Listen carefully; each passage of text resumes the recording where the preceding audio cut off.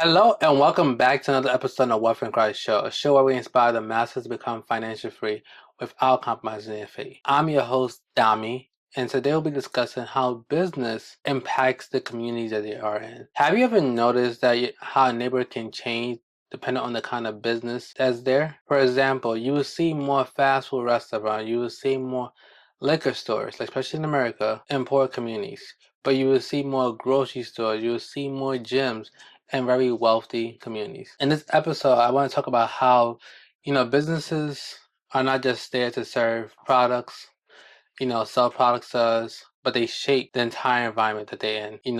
It's important as Christians who are inspired to build wealth, and if you're aspiring to build wealth or achieve financial freedom through having a business, or you currently are a business where you sell products or you sell service, it's important to understand how your business impacts the community.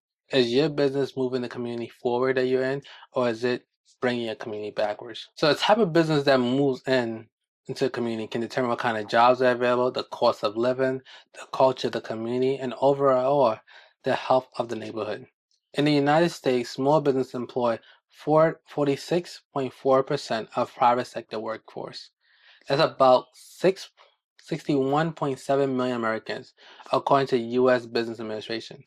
While the small business accounts for 99.9% of all business, they are also one of the most significant drivers of jobs creation and economy activities. And the scripture that comes to mind, talking about how businesses shape the communities that they're part of, is Proverbs 11:11, which states, by the blessing of the upright, the city is exalted, but is overthrown by the mouth of the wicked. And to relate it to this situation, you can see as when businesses are operating with righteousness and integrity, they uplift the whole community. But when business only focus without care for the people, the opposite can happen. Crime rates will increase.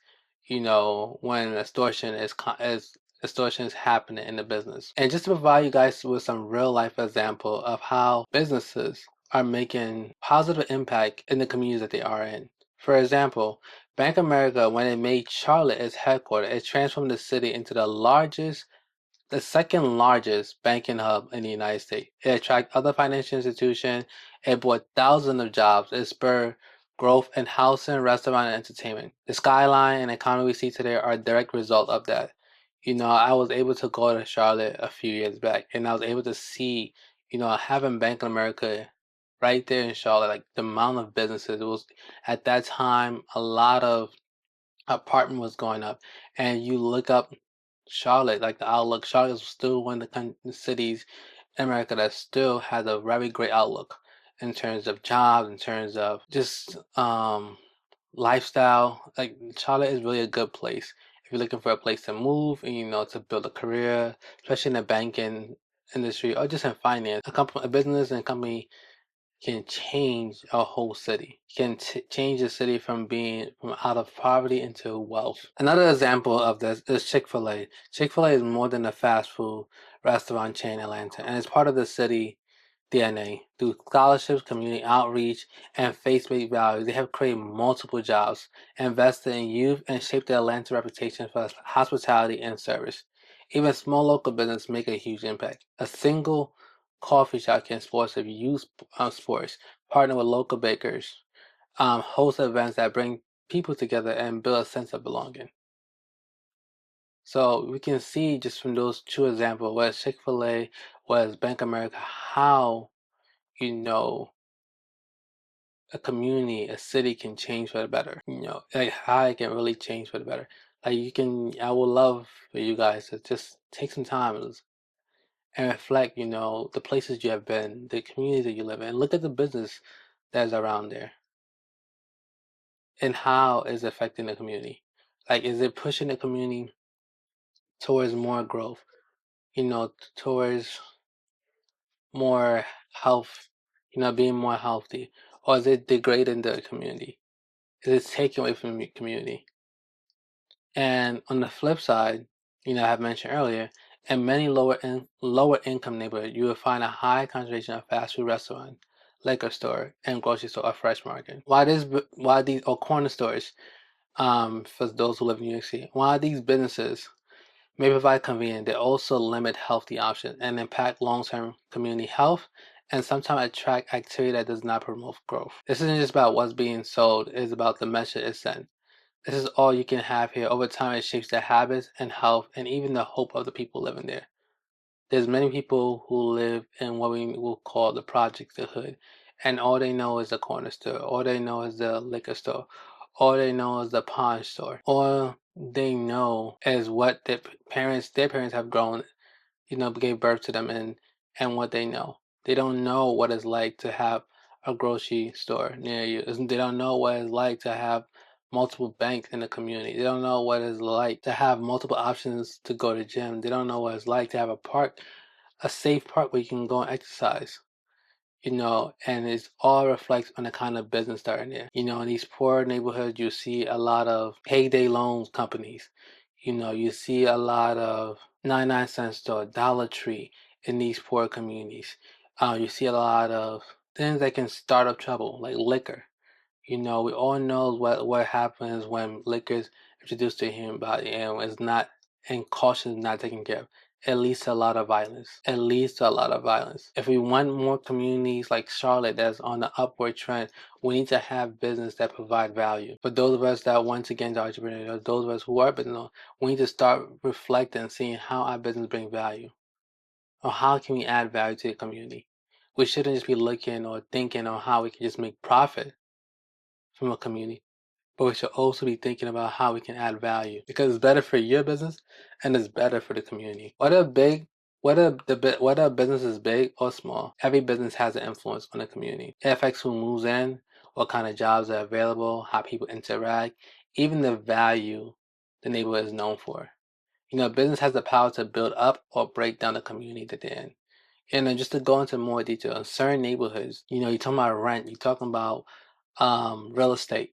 Certain properties are only worth millions of dollars in a certain community because of the business that's around there. Because you're close to Wall Street, you're close to very expensive, you're close to businesses that provide great value to the economy. There's a reason why certain neighborhoods, a certain group of people live in that neighborhoods. Like it basically, like some people say, gentrification where the wealthy people go into these neighborhoods and they move out the poor. But while I understand, I do have empathize for those who are displaced through gentrification. But one thing we can say, those communities do get better. You have hospitals, you have doctors, you have people have more access to healthcare in the communities. The money circulates much better in those communities. There's a reason why you go to, on the flip side, where you go to certain neighborhoods where you can buy a house for $30,000 or where you can buy a house for $50,000. But on the other side of town or in a different state or just in a few blocks away and millions of dollars home. I happened to go to college where I was able to see that, to see how the businesses, just change. And just across a few blocks, one block of the street, going north, you saw grocery stores, you saw pet stores, you saw hospitals, you saw gym places to work out for gym. But you go on the opposite side, you saw a lot of fast food, you saw a lot of liquor store.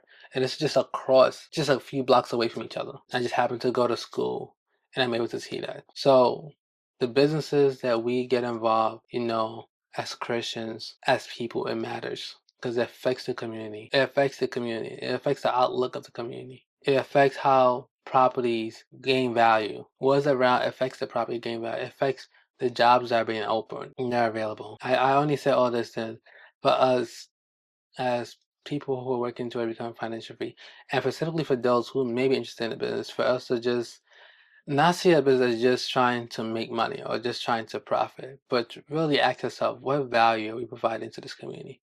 How can we better shape the future of this community? And if you work in a business, how can you add value to the customers you're serving? You don't want to just see like you're just serving people.